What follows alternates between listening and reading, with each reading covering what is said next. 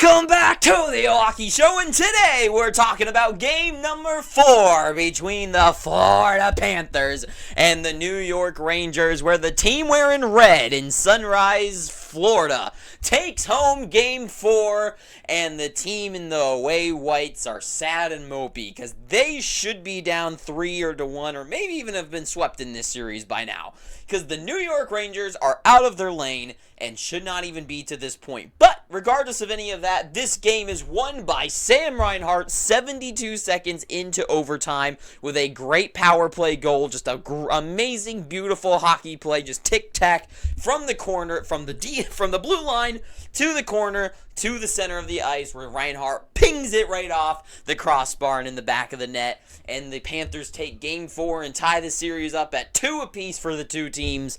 And this is an interesting series. Like, I gotta say, if you have been following this channel or not, I don't care, because who cares about this channel? But regardless of anything, I am, if you haven't known by now, a Panthers fan. I'm not a hater of the Rangers by any means. I like the New York Rangers. I grew up watching them in the Marty St. Louis era, where he was like my favorite player, right? I loved that little span of time where, like, the Rangers were playing against, like, the Canadians and, like, had all these fun series. As a kid, I was watching those. I was like, oh, like, the Rangers were the fun team to watch. I like the Rangers. I want them to do good. I wish I could cheer for the Rangers right now, but I can't. This team does not deserve to be in the position they're in right now. They have been unimpressive through this whole playoffs and have done nothing but ride the shoulders of Igor Shesterkin to get to the point where they're at. But I will get to that a little bit later on in the video. For right now, Florida finally wins this series, a game in this series again. There is no debate, I will say, about any of this, that Florida has been the better team. If anyone says otherwise, you are literally just an ignorant fan. An ignorant fan that is not actually watching the games. And I don't care who you are. You are probably the same person that thinks Jacob Trouba's hit was completely legal. That is insane. But whatever you want to think about that, there's no debate. Florida's been the better team this series. New York is so lucky to be in the position that they're at that they could actually still win this series where they're at right now, especially going back to Madison Square Garden 2 more times potentially in this series. Like, they have the home field advantage, which I know you go in the comments and tell me that home advantage has not meant anything this playoff so far, which is a fair point, but you get what I mean. It's definitely still an advantage to play at home. But anyways, this team, the Rangers have brought no firepower. They've brought no fight. They've brought no energy, no sort of, anything to this game. Now, sure, the first period, the commentators would not stop, sucking off the New York Rangers. The first intermission, freaking PK Subban and Mark Messier, of all people, and the third guy at that desk, I don't know what his name is, but those three guys, just keep saying, the row was the Rangers' best period. They were shutting down plays, they were getting shots on net, and sure, they were. The first period was definitely leaning towards the Rangers, and sure, right? Trocheck gets a goal in that one with his 8th of the playoffs on the power play with another beautiful goal, because the Rangers' power play is unreal. And they really were pushing the pace. And my biggest thing is that they are actually supporting Igor Shesterkin, right? A lot of times, especially the rest of this game, then I'll talk about that. But Igor has just been under fire. If he was storming the beaches of Normandy and just having to tank every single one of the shots, just and he's just I don't care. I can. Boom, glove set. Oh, there's another one. He's just doing that over and over again. This whole series so far. First period of this one, and I would say maybe 2 other periods throughout this series so far, the Rangers have supported him. And this is one of those times where they really did support him. They did back check. They actually slowed down plays, didn't give every opportunity possible to the Panthers, right? So to me, it was a good period for them. They led in shots. They were pushing the pace. They were pushing Bobrovsky. They get a goal out of that one. And it's a good first period, but then after that, it just once again turns side. The Rangers had 5 shots in the second and third period each. 5 shots then, and then they had 0, which I know there was very little in overtime for them to play with, but still, 0 in overtime. They kept letting the Panthers just walk all over them, right? Look at Game 3, 108 shot attempts to 44. Like, it is unreal how much they are giving against them and how much. And sure, you can look at shot blocks, right? The shot blocks are like 28 to like 7 or something for the Rangers. The Rangers have blocked 28 shots. And it's because the Panthers are just laying them out there and they're just barraging shots. That is just like they are going to be able to block those type of shots. Not like a great play for the Rangers. And like, sure, it is good, but it's just everything against the Rangers in this series. Like, there's just nothing to cheer for. I wish I could. Like, for the Oilers and Dallas series, like, I, like, can see, like, the oomph from the Oilers, that there is some sort of fight, and they're struggling right now against the Dallas Stars. But at least you can see that, like, McDavid and Draisaitl are, like, trying to go and get things going. And Hyman, a lot of the guys on the team back there, right? And, you, like, even Stuart Skinner, like, you can see that there's an emotion and fight in that game, even if he does let in some pretty soft goals. Like, you can see the fight is there. The Rangers just felt like a lazy team and a lazy squad that, like, wasn't pushing. They were, like, look at the ozone time. It was, like, 16 minutes to, like, 9 or something like that. Like, or by the end of the game, I don't remember what it could have been. But it's, like, double the amount of time in the offensive zone for the Florida Panthers. And that's unreal. And it's just like, it's just over and over again that you watch this game, and it is such an amazing show to see by Igor Shesterkin just somehow be so consistently good just over and over and over again.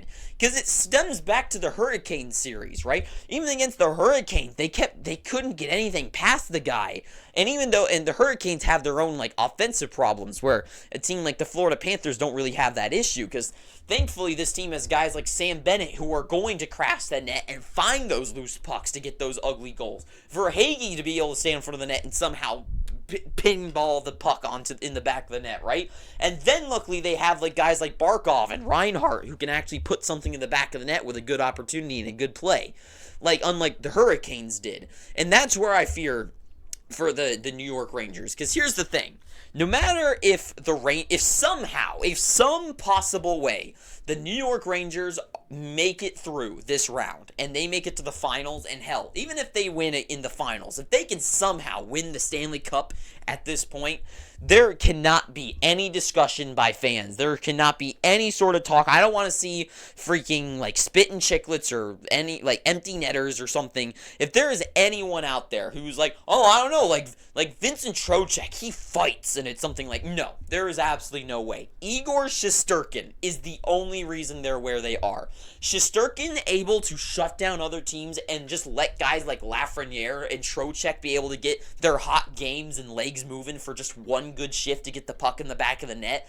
Like, that is, like, because those are the type of goals you have to expect in a game, right? Like, those are, like, the goals that the Rangers are scoring in the last two games are, like, those are the ones that are given. It's what you can do against that to win, you know? And, it's like you give a goal on the power play of the Rangers, it's like that's kind of be a given at this point against the New York Rangers. And I know the Panthers are great at shutting down the power play, but still, you get what I mean. That the power play is absolutely lethal, and a guy like Lafreniere just having a hell of a couple of games, or this series so far, and all the chit-chat that the freaking commentators want to have about Superstar. Personally, I thought Lafreniere, like, definitely proved he was, like, worth a lot in the regular season, that he does have those projections starting to go.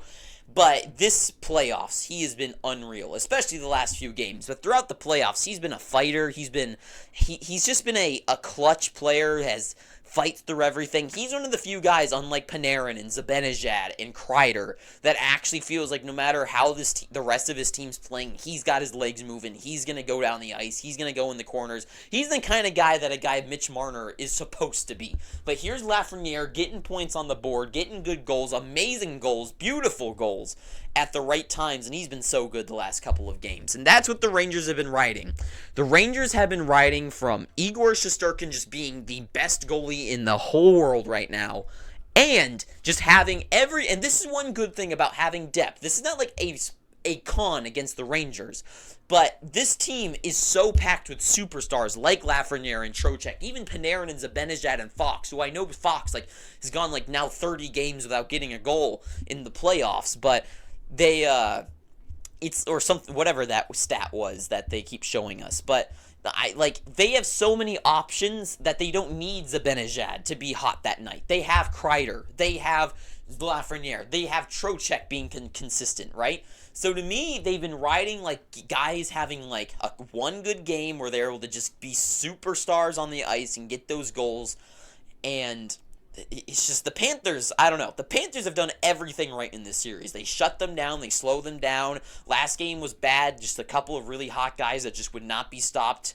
But yeah, I don't know. I don't know what I'm saying at this point. Really, all I'm saying is Igor is just a god in net right now.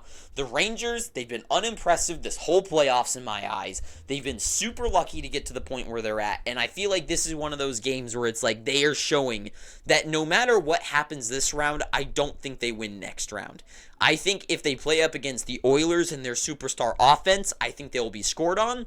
And I think if they played against the Dallas Stars and their amazing depth, and Ottinger is just unreal against McDavid and McKinnon, all these superstar players, like there's so many levels of padding to a team like the Stars and Florida here that the Rangers are just, there's no way they get through them all because they have not a complete team. They don't play a complete game. They don't play a complete, they're not a complete team. They don't put in a good effort every game. Like, they play like one good period every game, and it's just like barely good enough, depending on the level, right? And that is what's been winning them games. And fair enough. I mean, it works for them. They're in the Eastern Conference Finals, but if Shesterkin gets somehow injured, or if he like gets sick and he can't play a game or something like that, this team is toast. And I hope Rangers fans could admit that, because he is the only reason they're at where they are. And the Panthers, like, they've done everything right. They win each of these games. They've won in every category. They accept goaltending, and Bobrovsky's is being great at that too. But I don't even know. Last game was super fun to watch. They're fun to watch. It's just I wish the Rangers felt more like a good opponent, because they're not a complete team. They don't play a complete game, and they're just not that exciting to watch. And the goals that they get, it's like, come on, you know? So I don't really know what else I'm supposed to say at this point, but the Panthers, in my eyes, this is still their series. I've been saying that since game 1. They've been the better team each and every game. Maybe you could say game 2 wasn't their game, but maybe that one. But other than that, they've been way better team overall this whole series. This has been their series. They tie up this one, going to Madison Square Garden, where they won a game there as well. I think this is the time Florida can really shut them down. I think regardless of anything, this series, I don't know. I feel like if the Panthers win next game, they win it in 6. If the Rangers win next game, that's when I'm kind of scared of what happens.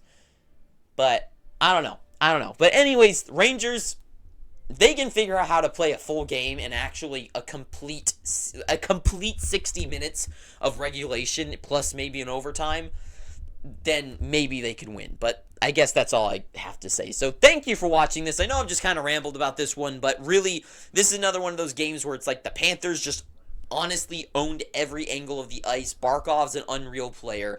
Verhaeghe just is nonstop. Bennett is such a menace. Tkachuk has been kind of quiet this series, definitely.